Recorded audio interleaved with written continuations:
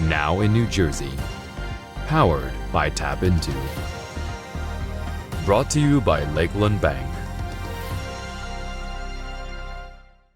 Thanks for joining us on this Thursday, March 17th. I'm Kristina Behr. More than 200 Robbinsville students stage a walkout to protest racism. The gathering represented almost a quarter of the Robbinsville Pond Road Middle School population, approximately 1,100 students in grades 5 through 8. According to TAPinto Hamilton Robbinsville, the walkout came after racist graffiti was found in 2 bathrooms at the school a few weeks ago. Police say they can't release details of the investigation because of the age of the students involved. A Union teenager is dedicating her time to help domestic violence victims. Ashley Marie Nato, a Heart of New Jersey Girl Scout, decided to focus her Gold Award project on helping women in local shelters. TAPinto Union reports that she created a website to educate and also provide kits filled with feminine products. A new apartment building may soon be coming to Newark. A 71-unit mixed-use building has been proposed for Clinton Avenue. TAPinto Newark reports that that location is part of the Lincoln Park redevelopment plan. That's an initiative by the city to revitalize the neighborhood by providing incentives for investment. The Newark Central Planning Board will hear an application for a developer next week. Up next, a teacher in Plainfield turns her pandemic story into a children's book. My name is Kristina, and I just recently purchased a home. Before working with Lakeland Bank, I was working with another mortgage company. I felt like I was getting the runaround a little bit, and it felt a lot more like buying a car than buying a home. The mortgage representative from Lakeland Bank was very knowledgeable in their field, and their expertise was clear in the conversations that we had over the phone. The home buying process can be very stressful and difficult, and I felt very confident with Lakeland Bank, knowing that I could trust them and that they would be with me every step of the way. Welcome back. A 3rd grade teacher in Plainfield took her experiences from the pandemic and turned it into a children's book.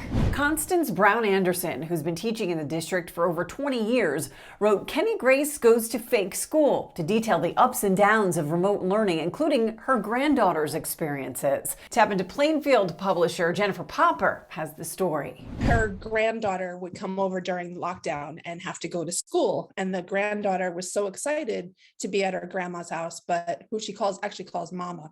But she said once she realized it wasn't going to be with her friends and things like that, she would cry and she would get upset and everything. So, it was really about the experience with her granddaughter and establishing routines that she typically does in school. And she said it was really difficult for herself as well, because she was still teaching. You could feel how much it bothered her that she wasn't able to even meet some of her students because, starting in fall of 2021, everything was remote. So she's like, as a teacher of 3rd graders, you're used to like interacting and touching, and, there was none of that. So she said it was really difficult for her as well as for the students. And then on top of, connectivity issues and, they all had MiFis, but, sometimes there are issues. So. Right. Yeah. I mean, did she think this would be turning into such a kind of a big deal here? I mean, the fact that it's now available for sale and anybody can read it? I don't even think she realized it because of the fact that it was actually through her principal at Jefferson Elementary School. Her principal is the one that reached out to me to say, I think this is something that, you should explore.